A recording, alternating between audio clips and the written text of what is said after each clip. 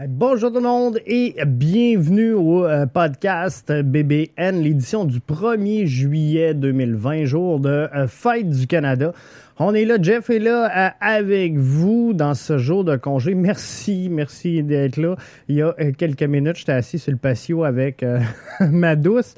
Puis là, on parlait de piscine creusée et de spa, donc content d'être là avec vous. Coûte moins cher. Donc, sans farce, bien content d'être là avec vous. Beaucoup d'actualités quand même ce soir qui retiennent notre attention, autant dans la MLS que partout autour. Alors, je suis content d'être là avec vous. Je veux prendre le temps de remercier mes patrons avant de commencer parce qu'on a encore des nouveaux, donc c'est le fun. Merci à tous et à toutes de vous impliquer et de soutenir finalement BBN Media dans sa création et dans ce qu'elle est en train de mettre au monde. C'est vraiment grandement apprécié. Et d'ailleurs, ce soir, on va vous offrir les deux premiers vidéos exclusifs aux patrons. Donc, de quoi pourrait avoir l'air la MLS lors du tournoi, l'expérience MLS à la télé. On a quelques infos là-dessus, donc on va partager ça avec vous. Et également, Who is des animateurs? Donc, on va regarder ensemble c'est qui Jeff Morancy. Donc, un petit behind the scene finalement pour voir qui je suis et me décrire en détail et qu'on apprenne à se connaître ensemble. C'est plaisant. Ce soir, on regarde l'objectif du tournoi MLS pour l'Impact de Montréal. C'était d'ailleurs notre question sur Twitter aujourd'hui. Le FC Dallas atteint par la COVID. 6 joueurs qui sont affectés. On va regarder tout ça. Jürgen Damm qui s'amène avec Atlanta United, l'OL et Lille qui veulent Jonathan David. On va s'en parler. Fête du Canada, bien sûr. La fenêtre des transferts qui bouge en MLS, on va s'en parler également. Donc, ça va être super plaisant de suivre tout ça ensemble. Donc, l'objectif du tournoi MLS pour l'Impact de Montréal, ce soir, c'est jour de congé. Hein. J'ai pas d'infographie, j'ai pas rien. J'ai fait des ribs toute la journée, si vous nous avez suivis sur les réseaux sociaux. Donc, j'ai passé 6 heures à côté du fumoir. Pas eu le temps trop de faire des infographies. Aujourd'hui, j'ai tondu mon gazon. Regardez ça, comment il a l'air frais. Et donc, c'est ça. Fait que ce soir, jour de congé, on est là. Hein, comme du lundi au vendredi, on est là 30 minutes avec nous. Rémi qui nous dit « What's up, Rémi? Bien content que tu sois là avec nous. Merci d'être là. Bien présent et de faire comme toutes les autres. J'ai partagé sur Twitter le lien si jamais vous voulez venir participer à l'émission. Des fois que ça vous tente d'émettre des commentaires ou d'entrer live finalement avec moi, il n'y a pas de trouble. C'est disponible. Donc, allez voir le fil Twitter podcast BBN. J'ai partagé le lien juste avant là, le live, l'annonce live du podcast de ce soir. Donc, tournoi MLS is back, l'Impact de Montréal. C'est quoi l'objectif du tournoi? C'était la question Twitter du jour. Comme je vous ai dit, on n'a pas les infographies, donc vous ne le verrez pas apparaître à l'écran. Mais pour 53% des gens, l'objectif est de gagner les 3 premiers matchs, gagner le tournoi à 26 et demeurer en santé. C'était la troisième question que je vous posais à 21%. Donc, somme toute, c'est quelque chose de très important pour vous que l'Impact reste en santé et c'est comprenable.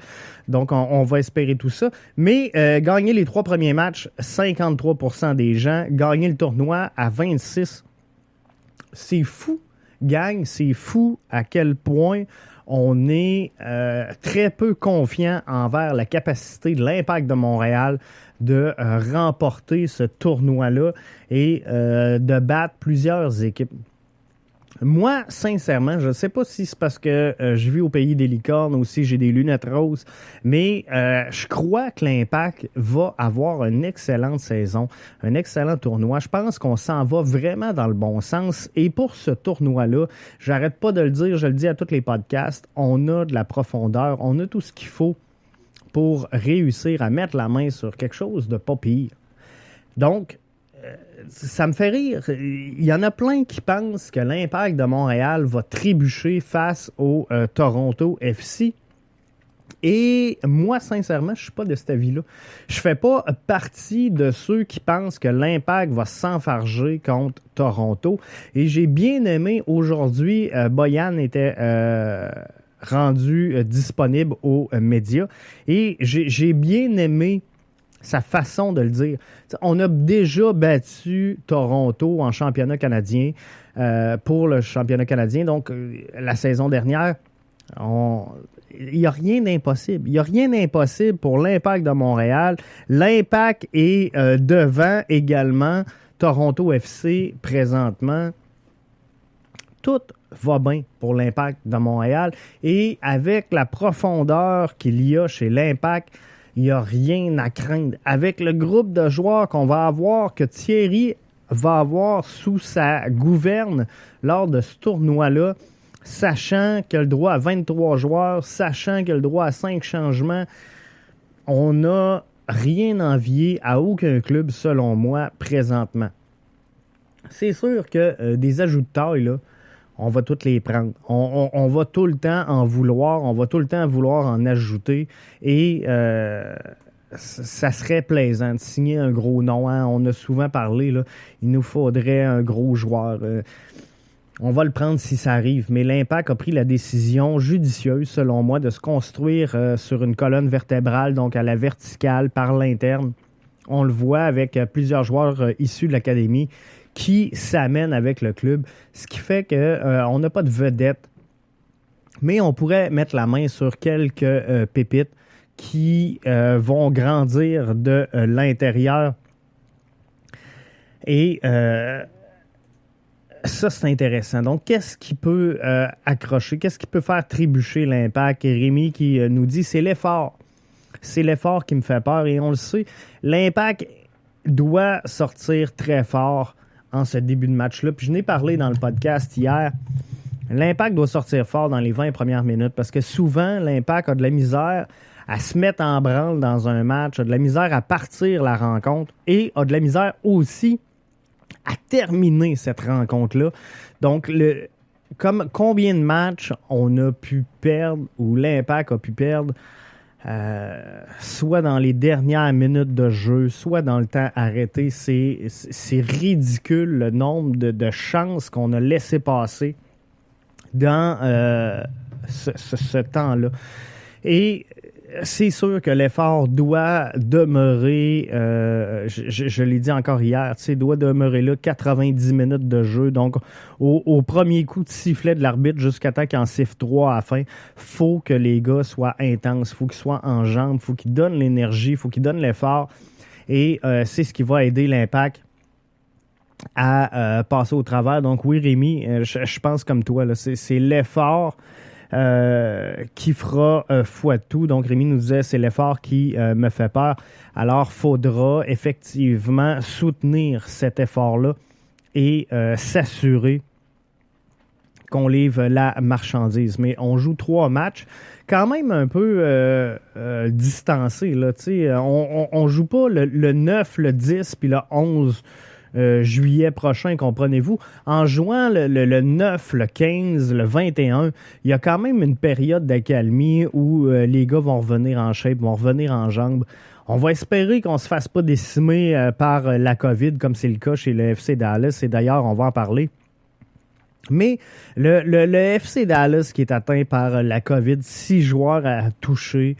Et là, je chantais tantôt cet après-midi un vent de panique s'éprendre sur les réseaux sociaux. Depuis le début, moi, je pense que la MLS fait ses devoirs. Moi, je pense que Disney fait ses devoirs dans tout ça. Et c'est sûr qu'il y a de la business au travers de tout ça. Puis on aura beau dire que de présenter le tournoi de la MLS, c'est un suicide,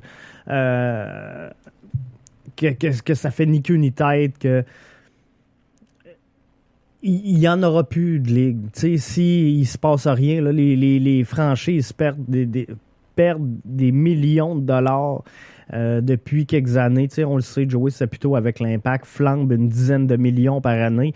Et là, cette année, pas de guichet, pas de revenus, pas de vente de stock, pas de hot dog, pas de bière à 12 piastres. Maintenant, la décision est-elle économique? Oui, clairement. Je suis obligé de vous donner le point. Mais par contre, est-ce qu'on fait tout, le maximum de ce qui est en notre pouvoir pour maintenir finalement tout ça logique? Bien, clairement, oui. Là. Clairement, je pense qu'on fait les bonnes choses. Les joueurs ont été testés, on les a décelés. C'est moins épeurant, je vous dirais, que si l'éclosion avait eu lieu et que personne ne l'avait vu passer. Donc, ça, c'est une bonne chose, malgré tout, qu'on ait réussi à déceler ces cas-là, à mettre ces joueurs-là en isolement. Et sinon, ben là, ça aurait été catastrophique. Mais pour l'instant, je suis obligé de vous dire que même s'il y a 6 joueurs au sein du FC Dallas, puis c'est sûr que quand il y a un joueur touché dans une équipe, ça m'étonnerait qu'il en touche juste un, parce que là, il y a les pratiques, il y a l'entraînement. Les joueurs sont ensemble, donc ça se transmet rapidement, on le sait. Donc, c'est sûr que Mixapogne, ça va partir en couille. Et fallait s'attendre à ce que ça arrive. Ça m'aurait étonné, le contraire m'aurait étonné qu'on fasse un tournoi de cette trempe-là, de cette envergure-là, avec 0 cas. Sincèrement, y a-t-il quelqu'un dans nos auditeurs qui y croyait? Sincèrement, je pense que non. Donc, oui, 6 joueurs touchés du FC Dallas. Moi, je pense qu'il était porteur bien avant d'arriver là-bas. Donc, mais on teste souvent, on teste fréquemment. On a retiré les joueurs de leur milieu, sont mis en isolement. Donc, tu sais, on prend nos responsabilités du côté de l'Impact, pas de l'Impact, mais de la MLS. On est responsable en tant qu'organisation. Et c'est tout ce que je peux vous dire de plus. On voit que les joueurs sont très bien nourris. Vous avez vu les Wish, tout le monde passer sur les réseaux sociaux. Donc, non, tout va bien. Tout va bien pour la MLS. Donc, n'ayez crainte. Parlant que ça va bien pour la MLS, Jürgen Damm s'amène à Atlanta United, annoncé en grande pompe aujourd'hui sur les réseaux sociaux. Et moi, je pensais sincèrement que c'était comme un Hatem Ben Arfa, Jürgen Damm. Donc, c'est un joueur, on va s'entendre, qui va essayer de relancer sa carrière du côté d'Atlanta. Il était avec Tigres à venir jusqu'à tout récemment. Ce qu'on me dit, je parlais aujourd'hui sur les médias sociaux, n'a jamais eu le talent finalement d'un Hatem Ben Arfa, mais c'est comme un Giovanni Dos Santos. Donc, lui qui est passé au Barça, du Barça à Tottenham également, qui évolue présentement avec Club América, qui a été blessé, hein, souvenez-vous, un gros cramponnage sur une cuisse qui aurait pu être très dommageable, mais clairement, c'est un joueur, Jürgen Damm, qui n'a pas livré la marchandise à la hauteur de ce qu'on nous avait vendu, ce qu'on avait vendu aux fans et au public. Donc, n'a jamais été en mesure de livrer ce qu'on attendait de lui en tant que produit. Donc, non, c'est pas un Hatem Ben Arfa, peut-être un Giovanni Dos Santos ou son équivalent. Et là, je parlais avec Nilton, on cherchait des équivalents au hockey. Si tu notes Louis Leblanc, si tu... nos frères Costitine, c'est-tu... moi, j'ai dit que c'était Exposito. Et je pense que ça va faire du sens. Tout ça. Il y a une guerre, pas une guerre, mais il y a une compétition. Tout le monde veut Jonathan David. On sait que Alphonso Davies s'éclate présentement en Bundesliga. C'est sûr que ça attire l'attention et l'œil des différents clubs à travers la planète sur les joueurs canadiens. Et on en a quelques-uns qui explosent comme ça à l'étranger. C'est le cas de Jonathan David. Et il y avait plusieurs rumeurs là, qui l'envoyaient avec l'Olympique lyonnais. Et là, Lille serait également intéressé par le joueur, la saveur du mois canadien, Jonathan David. Donc, ça va être intéressant de suivre le dossier. On se met un pop-up là-dessus ici à BBN Media. On va suivre avec vous l'évolution du dossier. Qu'est-ce qui serait mieux pour Jonathan David? Je viens de perdre mon crayon.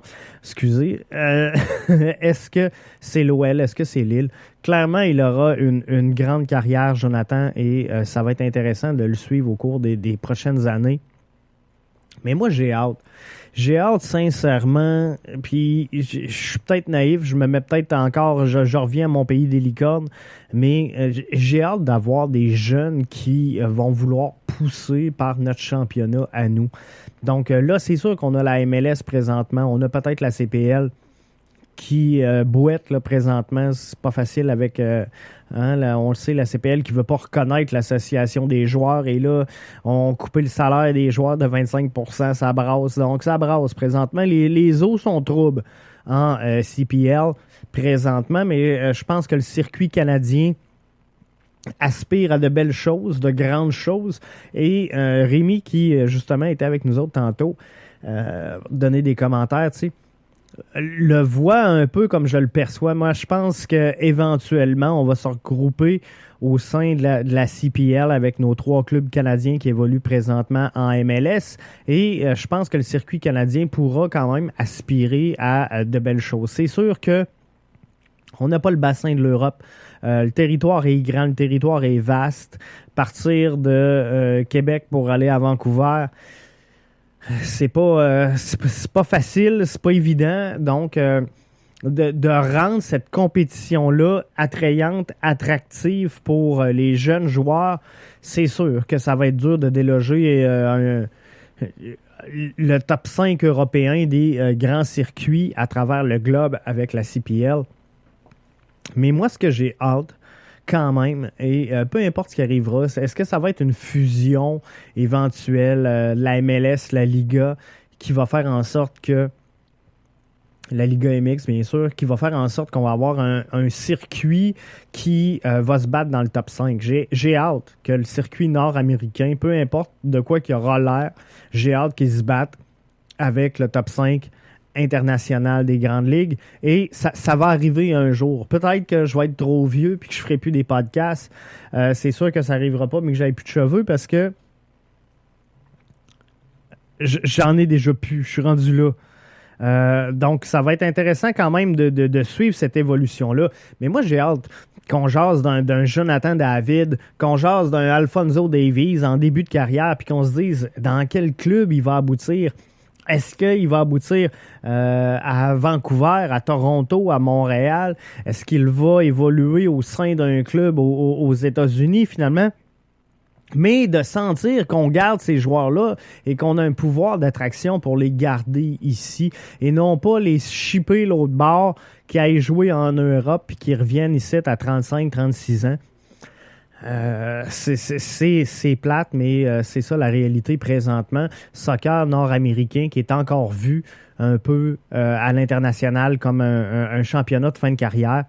Et ça, c'est dommage. Puis c'est sûr que tant que la génération la poussera pas, on peut rien y faire. C'est l'histoire qui va écrire la MLS ou ce que ça va devenir, mais c'est l'histoire qui va construire finalement la réputation du soccer en Amérique du Nord. Puis c'est ça qui va faire que finalement, un jour, on va avoir un pouvoir d'attraction. C'est l'histoire, c'est l'expérience, c'est comment nos jeunes vont se développer, comment ils vont rayonner. Et lorsqu'on va voir des Jonathan David atterrir, aboutir ici, qu'on va voir des Alphonso Davies aboutir ici, parce qu'éventuellement, il va peut-être bien revenir par ici. Donc, les jeunes vont peut-être bien dire, moi, c'est avec eux autres que je veux jouer. Donc, on va grandir avec ce public-là, ces athlètes-là. Et c'est là que, tranquillement, pas vite, la Ligue va gagner du galon. Mais d'attirer des Cristiano Ronaldo, des Lionel Messi, des Zlatan, des Griezmann, des Christian Bale, en fin de carrière, c'est sûr que les jeunes qui poussent présentement vont tous vouloir faire pareil. Ils vont aller jouer en Europe et on ira finir ça dans notre terre promise au Canada. Parlant du Canada, c'est Fête du Canada. On se demandait aujourd'hui sur TSN, pas on se demandait, mais sur TSN, on présentait 5 joueurs à surveiller lors du tournoi MLS is back. C'est sûr que TSN, il faut s'entendre, là, c'est une chaîne qui a son siège social du côté de Toronto.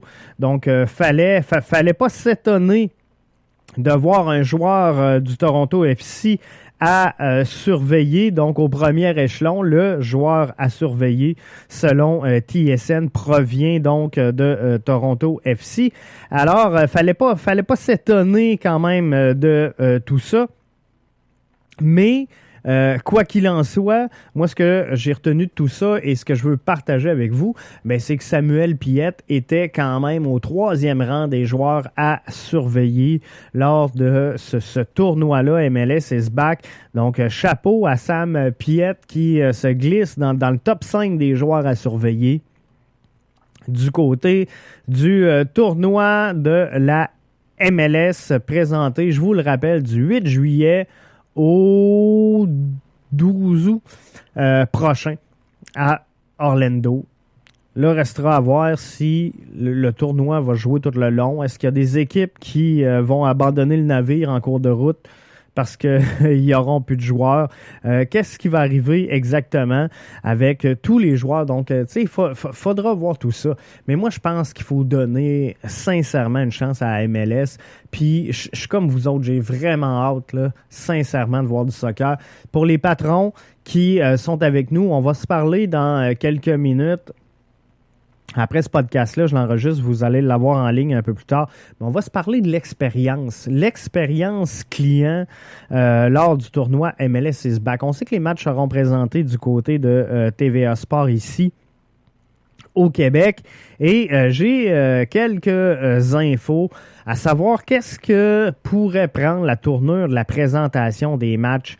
Et vous le savez, là, on a vu ce qui s'était fait ailleurs. Hein. Je pense à par exemple, là, des foules, des fausses foules, donc pour pas laisser les sièges vides. Je pense au son de la foule qui avait été rajouté dans certains matchs. Mais ça va être le fun de voir sur quoi la MLS peut plancher pour ajouter. Parce que c'est sûr qu'on va le faire, hein? Marketing is the best thing. On va ajouter une touche nord-américaine à tout ça. Donc, on a regardé ce qui s'est fait. La Bundesliga qui a complété son championnat. On va regarder comment tout ça a viré et ce qu'on pourrait en faire.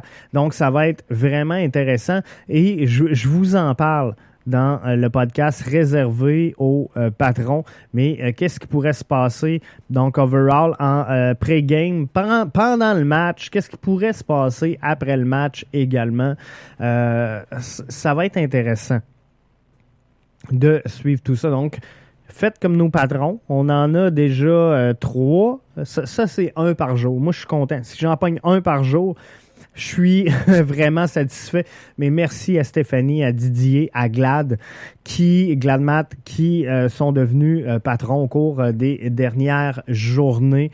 Donc, je vous invite à faire pareil et à joindre notre équipe de fous. Patreon.com/BBN Media. Devenez patron en soutenant notre podcast, en soutenant nos présentations et vous allez voir de quoi on va avoir l'air. Regardez mon beau polo podcast BBN. On a fait faire des gilets. Tu sais, quand on a mis le concept sur pied de BBN Media, on s'est dit comment est-ce qu'on va faire pour faire différent de ce qu'on voit à la télé. Puis, tu sais, je m'habitue veston, cravate avec... tu sais, c'est tout ça que je veux dégager. C'est tout ça le soccer en 2020. Et je me suis dit, non, regarde, on va faire des studios avec des murs en gazon. On va se faire des vrais beaux gilets de soccer, là. Des jerseys sur le sens du monde qui ont l'air de ce qu'on parle et qu'on vit dans le sport qu'on présente. Donc, on va avoir des jerseys officiels BBN Media. On vous présente ça là, autour du 12 août prochain, le lancement officiel, 17 août, dans ce coin-là. On va vous présenter cela, les jerseys officiels. Puis, on va les porter, donc, pour les émissions, bien sûr.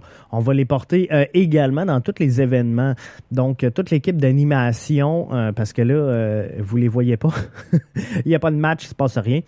Mais toutes les équipes d'animation qui vont être avec nous et la BBN Mobile dans les déplacements. Et on va organiser, là, mais que tout ça reprenne son rythme. On va organiser des voyages à l'extérieur. J'en ai fait l'an passé avec les Ultras. On a trippé, entre autres. J'avais été avec Amine. Ben, pas juste avec Amine, mais avec toute la gang, finalement. Voir j'ai été voir quelques matchs de l'Impact la saison dernière à l'étranger. Mais avait discuté, donc entre autres avec Amine, qui vous avez déjà entendu ici en entrevue, avec qui j'ai beaucoup d'affinités. Donc, c'est vraiment plaisant et on va en faire des déplacements comme ça. On va aller en voir des matchs à l'étranger, puis tout ça. Donc, nos patrons vont avoir des rabais là-dessus. Mais ça va être vraiment plaisant de suivre tout ça. Donc, on va être en Jersey Soccer. C'est Scadi Soccer qui nous a produit ça et les patrons peuvent le voir. Donc, ceux qui sont patrons, vous allez voir le gilet, le jersey officiel BBN Media. Il est de toute beauté. J'ai vraiment hâte de vous le présenter et ça s'en vient. En terminant, Fête du Canada, bonne fête à tous les joueurs, à tous les athlètes, à tous les podcasters canadiens. On est une belle communauté à faire rayonner l'Impact de Montréal. C'est pas toujours facile. J'ai pété une coche en début de semaine sur l'Impact de Montréal. J'ai dit sincèrement ce que je pensais et j'ai pas changé d'idée encore aujourd'hui. Donc, j'assume tous les propos que j'ai dit et c'est le fun parce que j'ai eu un retour donc de l'Impact de Montréal. Ils ont finalement répondu à leur courriel. Donc, merci à l'équipe de com de l'Impact de m'avoir répondu. Et là-dessus, ben, je vous donne rendez-vous demain pour un autre podcast, encore une fois sur le coup de 20h. On revient avec la formule là, normale où on va avoir les animations, la question Twitter du jour en infographie. Mais pour les patrons, ben, restez pas loin ce soir sur le coup de peut-être 9h30, 10h parce que là, il faut que je mette ça en ligne, il faut que je fasse la version audio. Donc, ça va être tard ce soir, sinon demain matin. Mais la première vidéo pour... nos patrons arrivent donc ce soir ou au plus tard demain matin. Merci d'avoir été là avec nous dans cette édition du 1er juillet. Je ne sais pas si vous vous dirigez dans des festivités ce soir. Je sais qu'il y a des feux d'artifice qui vont exploser un peu partout dans toutes les régions. Donc, si vous le faites, hein, on respecte la distanciation. C'est important. Le masque, la visière, tout, all the kit. Merci donc à ceux qui ont été là, qui ont été présents avec nous pour l'édition de ce 1er juillet. Et on se retrouve donc demain. Demain, nouveau podcast, même heure, même poste, bbnmedia.com. Vous allez tout avoir là. Hein? J'en parle pas assez souvent du site Internet, puis je finis avec ça. Après, je tire la plug, mais bbnmedia.com, il va vous pop-upper dans le front un abonnement à notre newsletter. Si tu t'abonnes à ça, chaque fois que je vais être live, chaque fois qu'il va se passer de quoi, on va t'envoyer un petit pop-up. Ça s'en vient. On est en train de bâtir la mailing list. Donc, on va travailler là-dessus, mais tu peux t'inscrire tout de suite. Et on a plein de choses qui s'en viennent sur cette plateforme-là. Tous les podcasts audio produits par BBN Media, ça s'en vient. On a le podcast hockey qui s'en vient. Je ne veux pas vous en parler à vous autres, mais ça s'en vient. Donc, on se dit à demain et merci d'avoir été des nôtres encore une fois ce soir pour le podcast BBN animé par Jeff Morancy à BBN Media.